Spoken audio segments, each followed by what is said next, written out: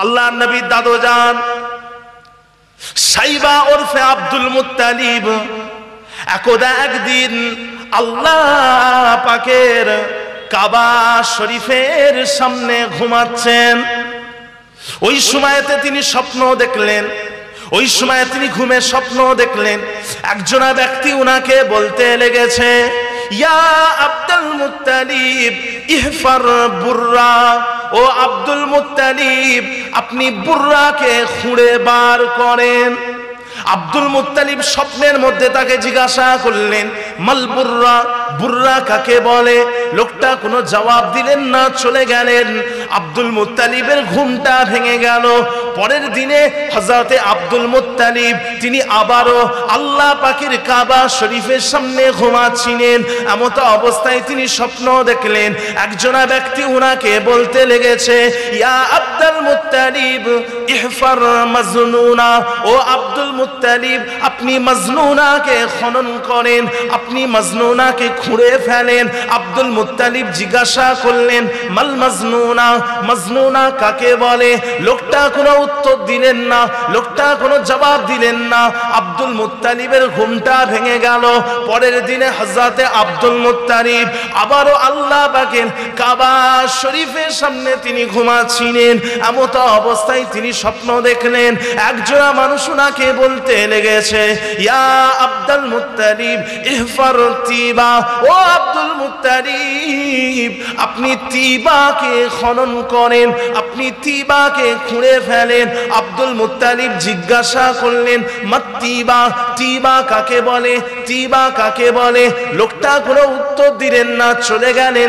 পরের দিনে হযরতে আব্দুল মুত্তালিব আবারও আল্লাহ পাকের কাবা শরীফের সামনে ঘুমাচ্ছিলেন।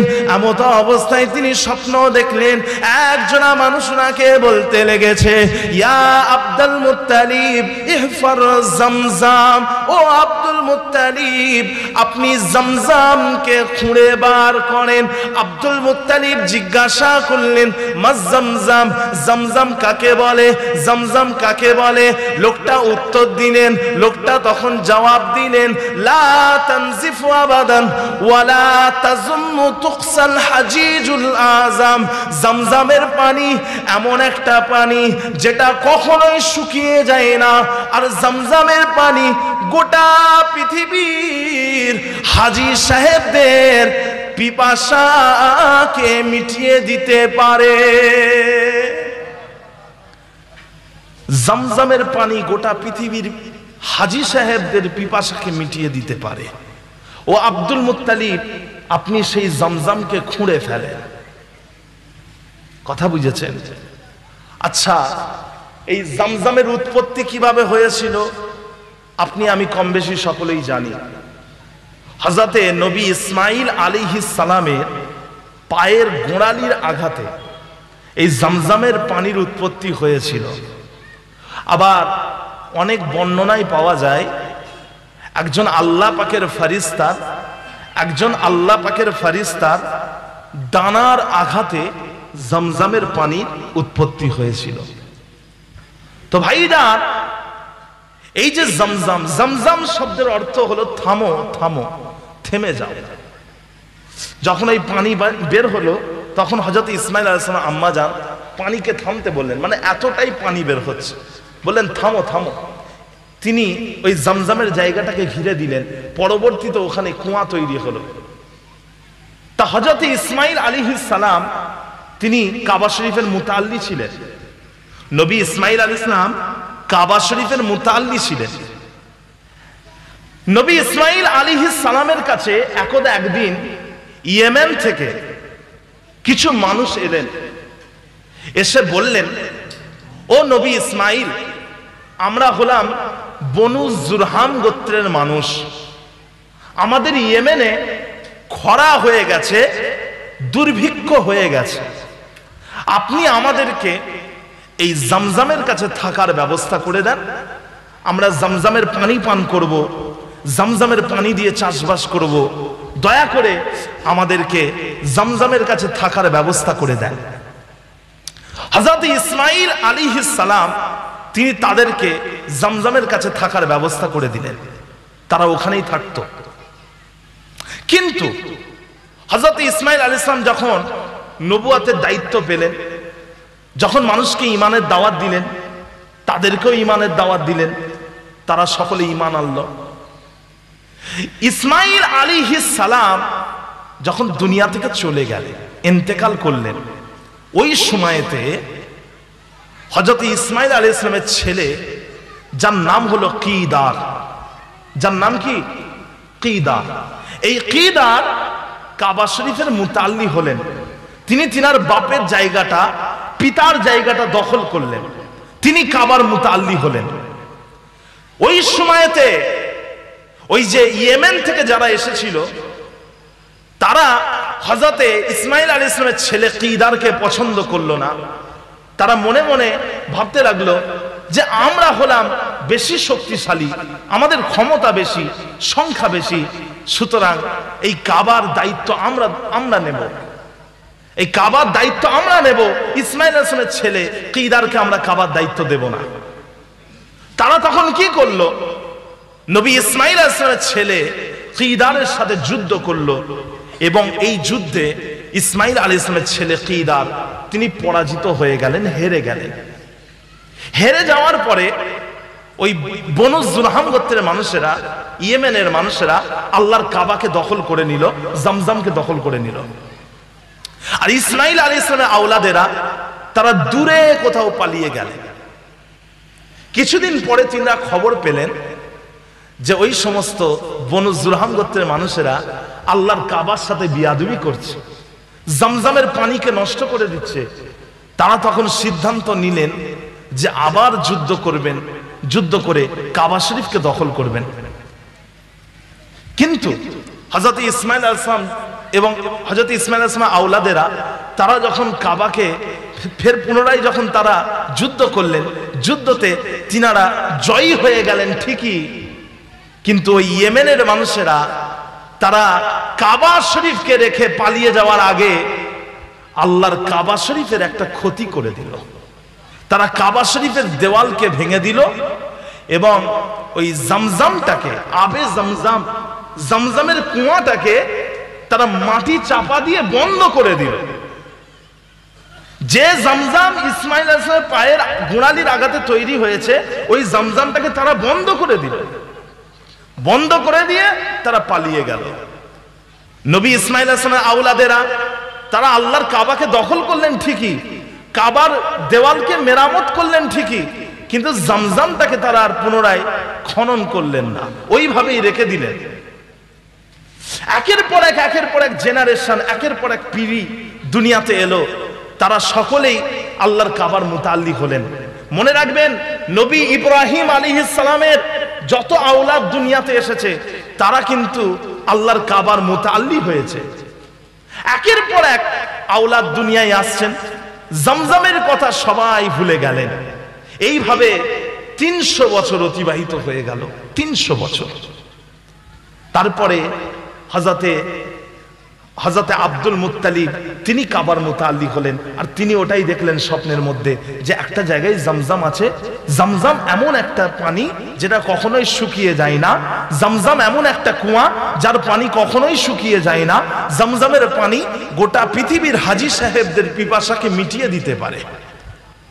কথা বুঝতে পারলেন ভাইরা আমার, দোস্ত আমার, ও ভাইরানেরা, হযরতে আব্দুল মুত্তালিব জিজ্ঞাসা করলেন এই জমজম কোথায় রয়েছে, এই জমজম আমি কোথায় পাবো?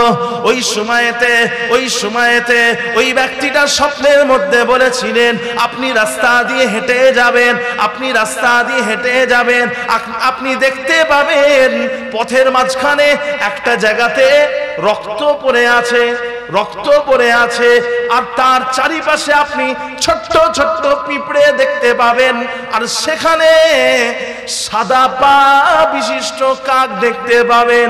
আপনি ওই জায়গাটাকে খনন করবেন, ওই জায়গায় জমজমের কুয়া আছে। হযরতে আব্দুল মুত্তালিব তিনি ঘুম থেকে উঠে পড়লেন, তিনি ঘুম থেকে উঠে গিয়ে মক্কার কুরাইশদের দরওয়াজায় পৌঁছে গেলেন।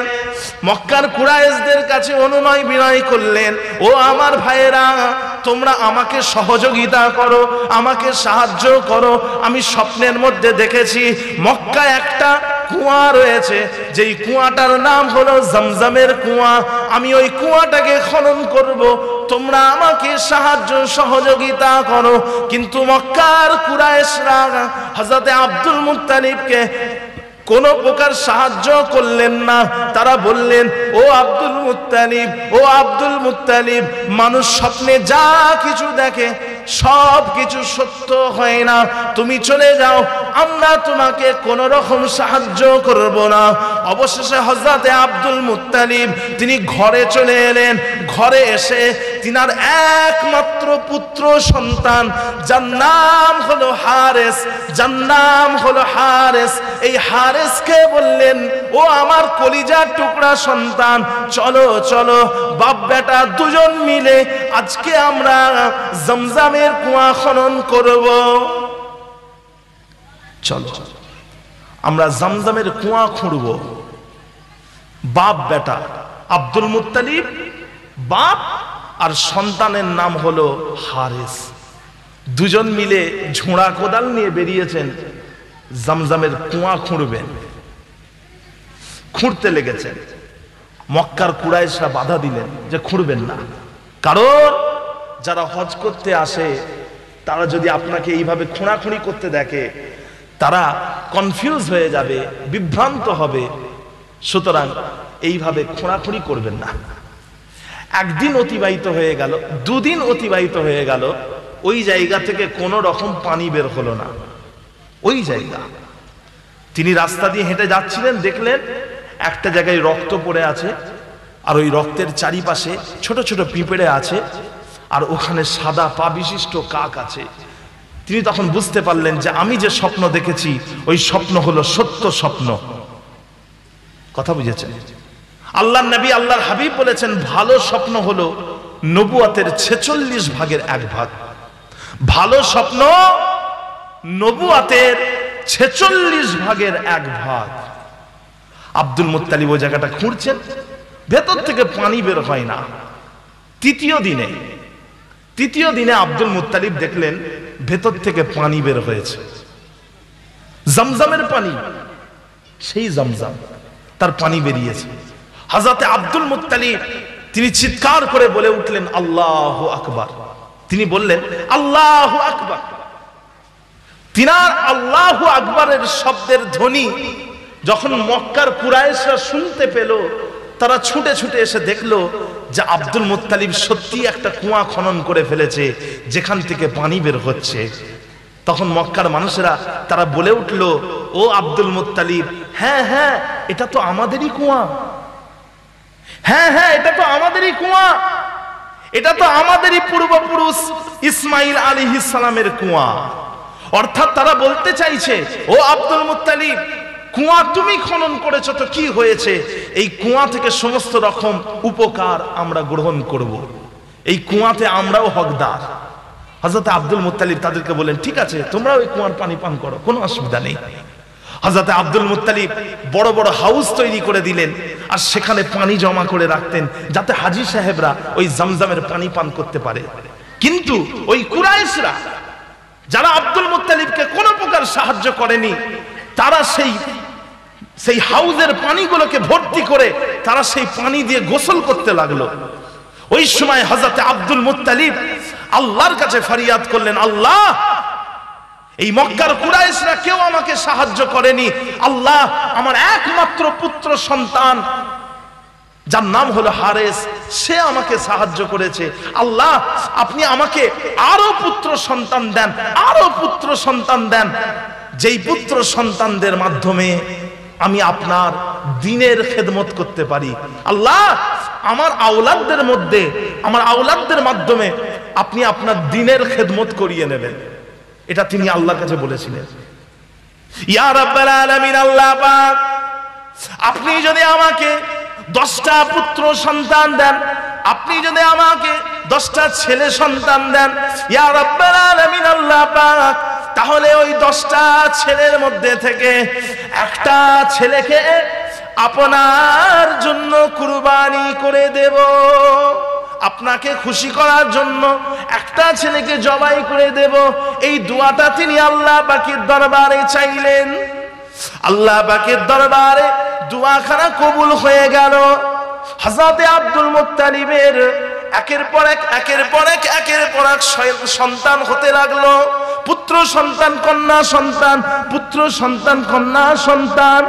অবশেষে দীর্ঘদিন পরে হযরত আব্দুল মুত্তালিবের 10টা পুত্র সন্তান এবং 7টা কন্যা সন্তান তিনি লাভ করলেন। 10টা ছেলে, 7টা মেয়ে তিনি লাভ করলেন হযরত আব্দুল মুত্তালিব। কথা বুঝেছেন? আল্লাহকে বলেছিলেন একজনকে জবাই করবেন, একটা ছেলেকে জবাই করবেন। কিন্তু দীর্ঘদিন আগে তিনি আল্লাহর কাছে কি দোয়া করেছিলেন, কি ওয়াদা করেছিলেন, সেটা আর তিনার মনে নেই, তিনি ভুলে গেছেন। হযরত আব্দুল মুত্তালিব তিনি ভুলে গিয়ে একদিন তিনি আল্লাহর কাবার সামনে ঘুমাচ্ছেন, তিনি কাবার মুতাআল্লি। ঘুমাতে ঘুমাতে তিনি স্বপ্ন দেখলেন, একজনা ব্যক্তি ওনাকে বলছে, ইয়া আব্দুল মুত্তালিব আউফি বি নাজরিকা লি রব্বি হাযাল বাইত। ও আব্দুল মুত্তালিব, আপনি কাবা শরীফের প্রভু আল্লাহকে যে ওয়াদাটা করেছিলেন, ওই ওয়াদাটা এবারে পূর্ণ করেন। আল্লাহকে যে কসমটা দিয়েছিলেন, ওই কসমটা এবার পূর্ণ করেন। হযরত আব্দুল মুত্তালিবের মনে পড়ে গেল যে তিনি 10টা ছেলের মধ্যে একজনকে জবাই করবেন বলেছিলেন। হযরত আব্দুল মুত্তালিব কঠিন পরীক্ষার সম্মুখীন হয়ে গেলেন, কঠিন পরীক্ষার সম্মুখীন হয়ে গেলেন যে তিনার ছেলের গলায় ছুরি চালাতে হবে। হযরত আব্দুল মুত্তালিব ঘরে এলেন, ঘরে এসে 10টা ছেলেকে এক জায়গায় ডাকলেন, ডেকে বললেন, ও আমার সন্তানেরা, তোমাদের জন্মের আগে আমি আল্লাহর কাছে দোয়া চেয়েছিলাম, যদি 10টা ছেলে হয় একটাকে জবাই করব, তোমরা কি রাজি আছো? তারা বললেন, আব্বা জান আউফি বি নাজরিকা ওয়াফআল মা শিতা। আব্বা জান, আপনি আপনার ওয়াদাটাকে পূরণ করেন, আর আপনার যেটা ইচ্ছা সেটা আপনি করেন, আপনার যাকে পছন্দ তাকে আপনি কুরবানি করেন, আমরা রাজি আছি। তখন আব্বাজান বললেন, আব্দুল মুত্তালিব বললেন, ঠিক আছে, আমি তোমাদের মধ্যে লটারি করব, লটারিতে যার নাম আসবে তাকে আমি জবাই করব। তিনি তীর দিয়ে লটারি করলেন, 10টা ছেলের নাম লিখে তীর দিয়ে লটারি করলেন। লটারিতে যার নাম এলো তিনি হলেন সবথেকে সুদর্শন রূপবান ছেলে, যার নাম হচ্ছে হযরতে আব্দুল্লাহ। তিনি আর কেউ নয়, তিনি হলেন নবী পাক সাল্লাল্লাহু আলাইহি ওয়াসাল্লামের আব্বা জান। ওনার নামটা ওই লটারিতে এসেছে। হযরতে আব্দুল মুত্তালিব ছেলেকে প্রস্তুত করলেন জবাই করবেন বলে।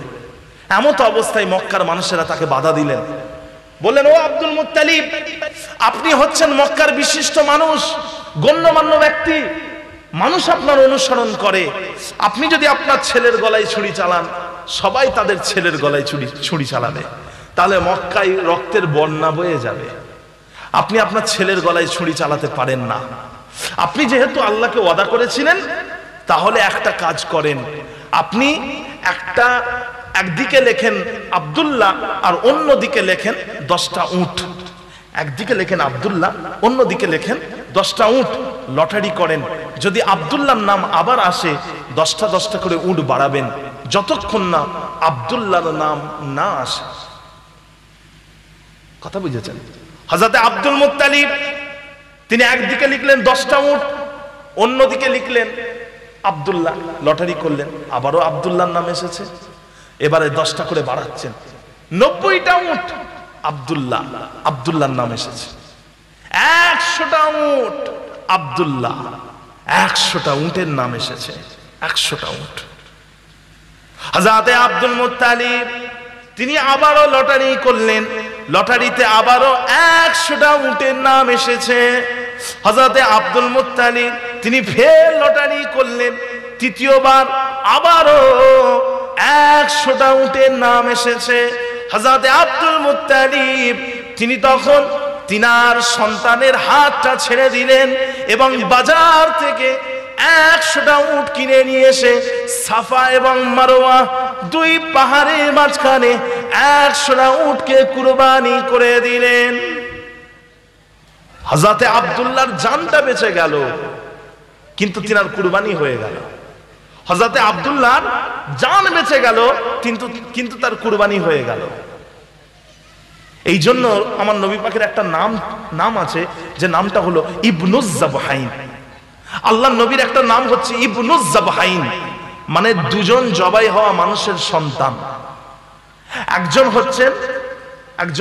হযরত ইসমাইল আলাইহিস সালাম, উনাকে উনার পিতা জবাইয়ের জন্য নিয়ে গেছিলেন।